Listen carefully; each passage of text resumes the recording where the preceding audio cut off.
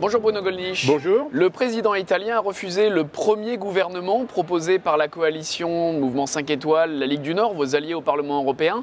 Vous parlez de coup d'État, c'est pas un petit peu fort comme terme ?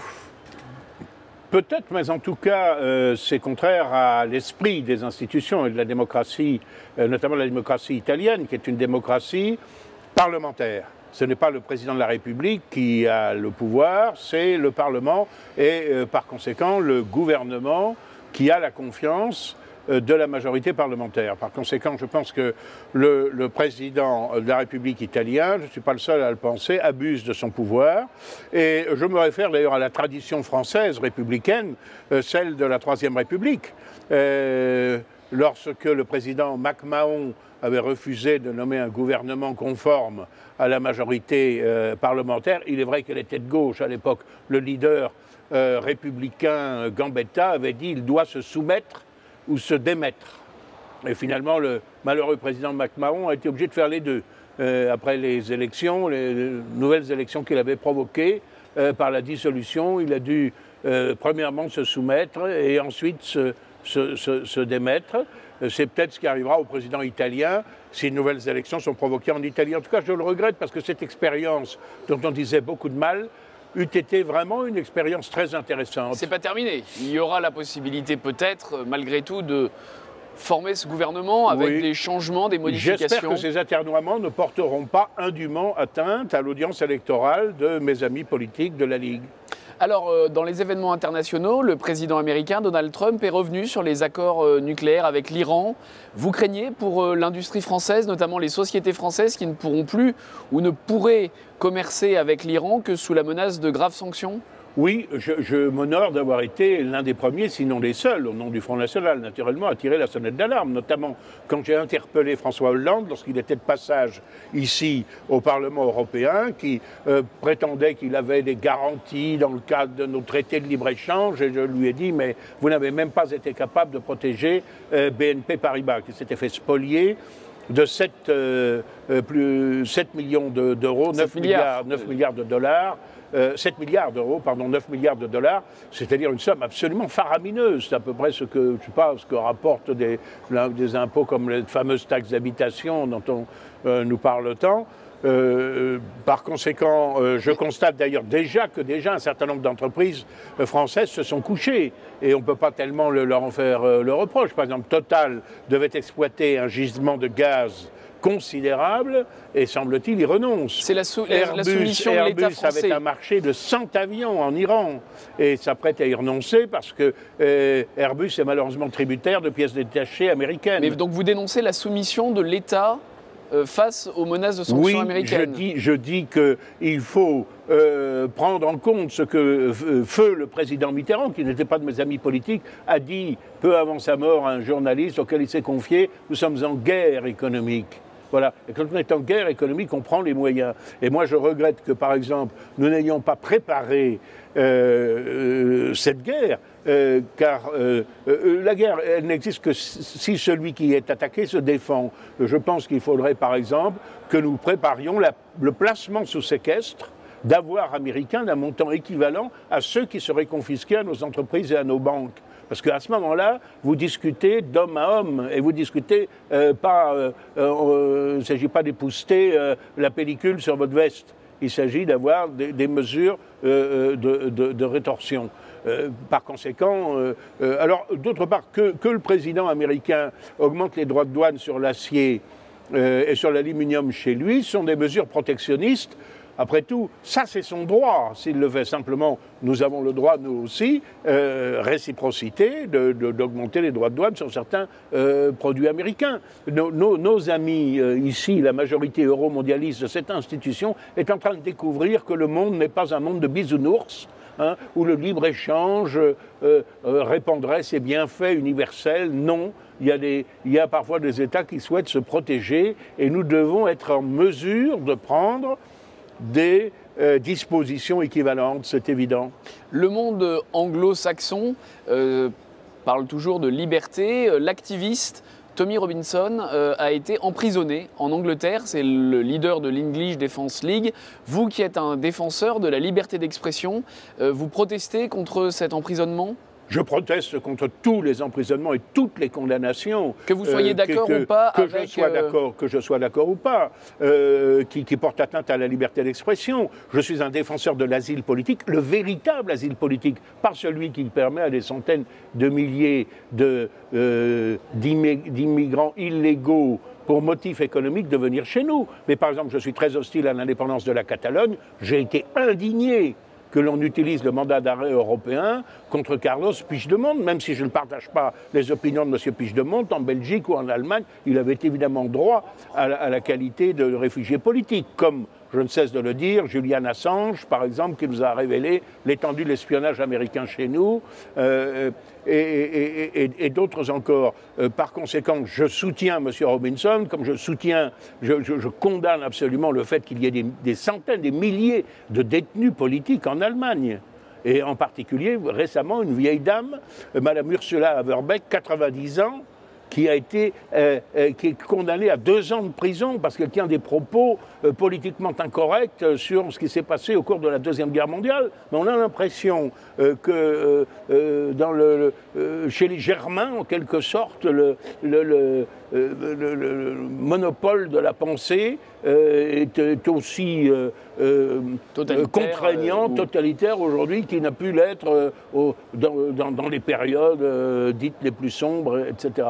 C'est absolument insupportable dans l'Europe actuelle et ça tente à se multiplier, et notamment en France, avec la multiplication des lois mémorielles, des lois prétendues destinées à combattre l'homophobie, la phobie de ceci, la phobie de cela, etc. Moi, je revendique le droit à la phobie. Voilà. Vous parliez des immigrants clandestins. En France, c'est l'acte héroïque de Mamoudou Gassama, le jeune Malien en situation irrégulière qui monte les 4 étages pour aller sauver un petit enfant accroché au balcon. Vous vous félicitez de sa naturalisation et un petit peu de la manière dont il est porté au nu, un acte courageux et héroïque. Je me félicite de ce que l'enfant ait été sauvé, mais je me pose un certain nombre de questions. Notez que je ne suis pas le seul, puisque d'abord, que faisait le père de cet enfant? Il faisait soi-disant des courses et il a prolongé ses courses pour jouer au Pokémon en laissant apparemment un enfant de 4 ans sans surveillance avec les fenêtres ouvertes. Ce qui me paraît absolument criminel. Heureusement, je crois que la justice française s'intéresse quand même à cette affaire. Bon. Deuxièmement, je trouve cette affaire absolument extraordinaire parce que l'enfant serait tombé d'abord dans un premier temps du 6e étage. Il semblerait que le 5e était inoccupé. Il habitait en fait au 6e et il aurait réussi à agripper le 4e étage. C'est inouï, c'est pas impossible, ce qui est vrai n'est pas toujours vraisemblable. Quant à l'exploit sportif et courageux de Mamoudou Gassama, je le salue comme il convient, je dois dire que j'aurais eu une attitude un petit peu différente de celle que l'on préconise. Parce que je ne demande pas, comme dans Victor Hugo, qu'on le décore d'un côté comme pour son acte héroïque et qu'on le fusille de l'autre comme immigrant illégal sur le sol français. Non. Moi, je pense, je vais vous dire, ce que j'aurais fait si j'étais chef de l'État, je lui aurais proposé un engagement avec une solde très convenable, une solde de sergent, par exemple, une solde de sous-officier, dans une légion malienne que je souhaiterais constituer, encadrée par la Légion étrangère chez nous, avec beaucoup de jeunes Maliens qui sont bien bâtis, sportifs, courageux, et ils l'ont montré, et auxquels, dans le cadre d'un programme de coopération avec le Mali, nous assurerions qu'ils reçoivent ponctuellement leur solde et que l'on enverrait au Mali pour contribuer à restaurer et à maintenir la paix dans ce pays plutôt que d'y risquer la vie de nos propres soldats. C'est envoyer les jeunes Maliens au Mali, remplacer, faire la relève des soldats français. Oui, je pense que la place des jeunes Maliens est au Mali, puisque le Mali est menacé par l'islamisme, comme vous le savez. Que nous avons envoyé des Français avec le risque, c'est arrivé pour un certain nombre d'entre eux, d'être blessés, d'être tués là-bas. Je ne souhaite pas du tout que la chose arrive à Mamoudou Gassama, mais je pense que la place des Maliens et des jeunes Maliens, et plutôt dans ces circonstances, à défendre leur pays, comme par exemple mes grands-parents ont défendu le mien, ou comme je l'aurais défendu ayant été officier de réserve s'il y avait eu une guerre. Bon, c'est aujourd'hui l'anniversaire, par exemple, de la blessure que mon grand-père, alors âgé de 23 ans, jeune lieutenant d'artillerie, ayant reçu l'ordre de se faire tuer avec sa batterie pour essayer le plus possible de ralentir la dernière offensive allemande. Bon, eh bien, les Allemands étant à 50 mètres, il s'est pris une balle dans l'œil qui est ressortie derrière l'oreille. Il a survécu par miracle. Je salue son sacrifice et celui de tous ceux qui ont défendu nos libertés. Et je pense que c'est aux jeunes Maliens de défendre la liberté du Mali. Et dans ce cas, Mamadou Gassama, qui a fait la preuve de ses aptitudes, de son courage, doit avoir une place éminente d'être dans un premier temps sous-officier, peut-être officier demain, après une formation grâce à nos troupes d'élite. En France toujours, la justice s'intéresse et réouvre le dossier des campagnes électorales, notamment la campagne des élections présidentielles. Jean-Luc Mélenchon fait l'objet d'une enquête assez approfondie par le parquet financier. Votre avis sur ce sujet? Oui. Jean-Luc Mélenchon se fait rattraper par la patrouille? Non, écoutez, je vais vous décevoir, je ne vais pas accabler Mélenchon. Dieu sait que je ne partage pas les idées de Mélenchon, je combattais ses idées marxistes, trotskistes qu'il avait autrefois, même si aujourd'hui il lui arrive de dire un certain nombre de choses qui ne sont pas fausses. Je ne suis pas devenu mélenchonien, je ne suis pas devenu d'extrême gauche. Je pense que cette affaire, vous savez, le problème... C'est parce que vous êtes dans l'œil du cyclone également. Non, pas du tout. Non, mais tous mes comptes de campagne ont toujours été approuvés. Mais je dois dire que la loi est absolument pervertie aujourd'hui. Pourquoi? Parce que, n'est-ce pas, ce que les journalistes ne savent pas, ce que les magistrats ne savent pas, que les magistrats n'ont aucune compétence particulière en matière électorale ou politique, c'est que la règle veut, quand il y a une campagne électorale, que vous mettiez toutes les dépenses qui, de près ou de loin, sont susceptibles de se rattacher à l'élection dans votre compte de campagne.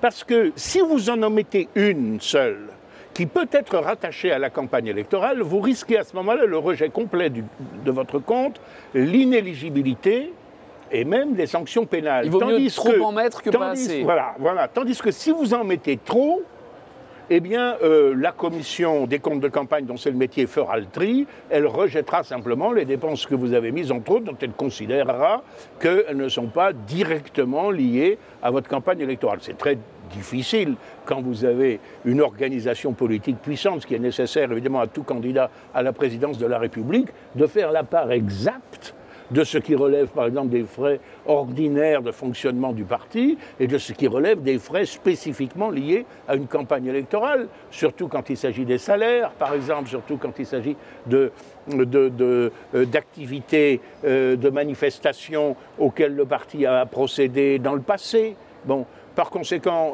moi je ne jette pas la pierre à Mélenchon, je voudrais que le système soit plus simple, parce que ce système qui a été fait de financement des campagnes électorales, qui a été fait pour permettre à l'épicier du coin, aux médecins, aux notaires, à l'artisan, de se présenter à égalité avec les candidats soutenus par des grandes formations politiques, et a été complètement perverti.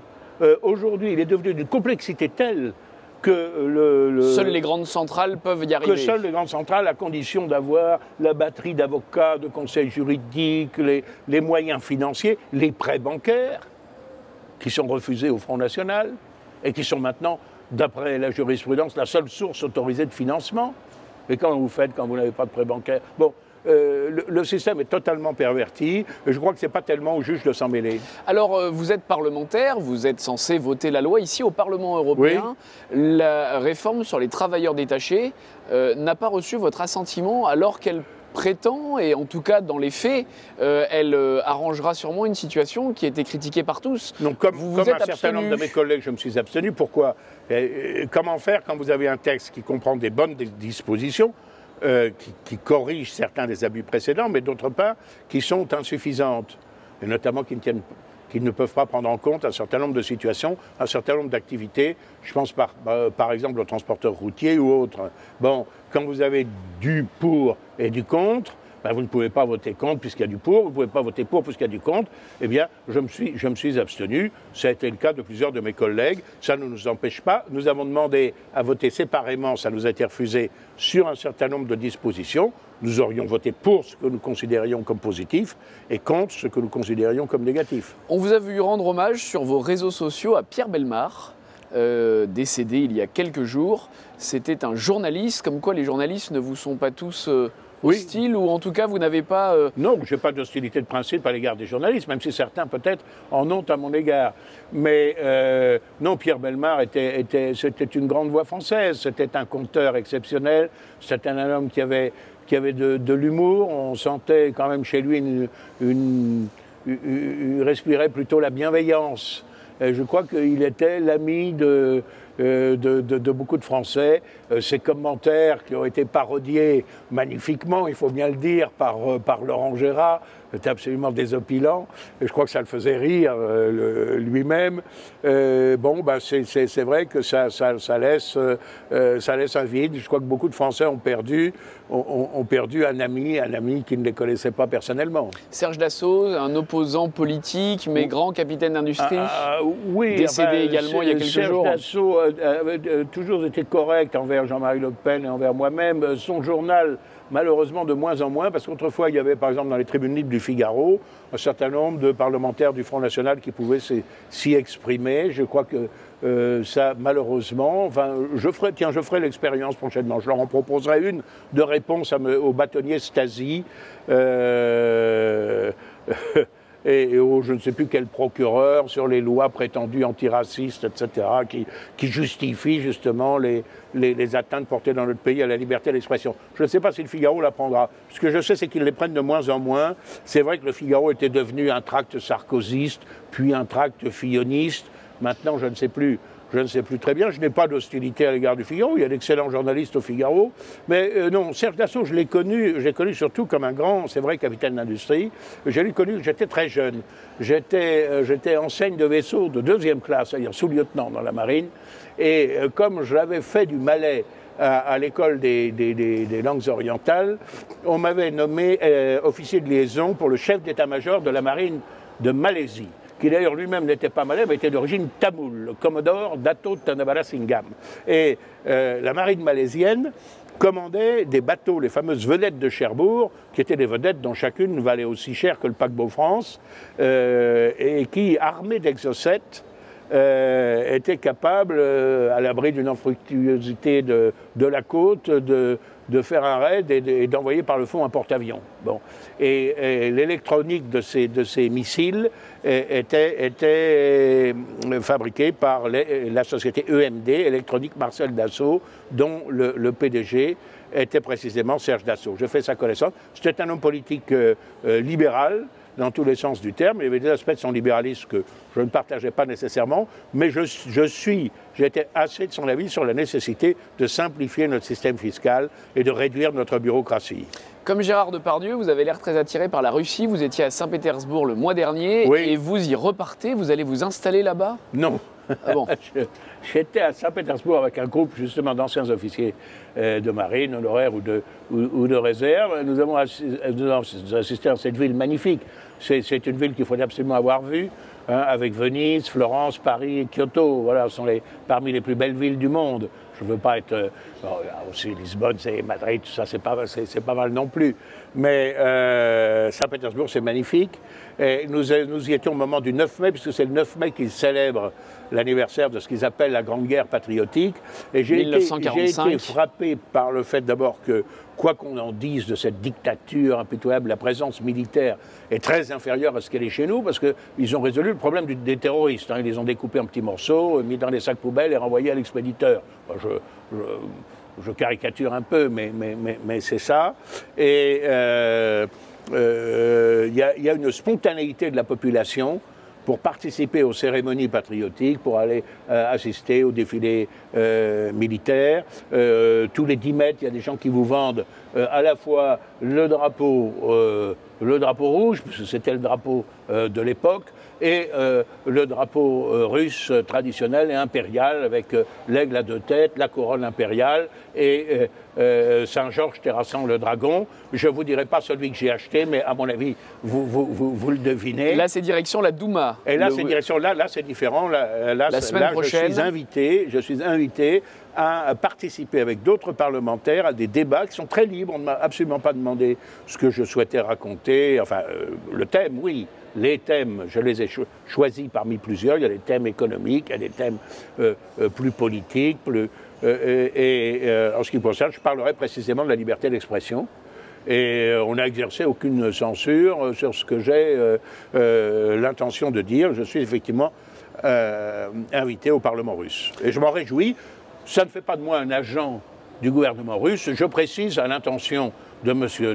Trump ou des leaders de la Chambre des représentants ou du Sénat américain que si je suis invité au Congrès américain, j'irai aussi. Bruno Gollnisch, à bientôt et merci du temps que vous nous avez accordé. Merci.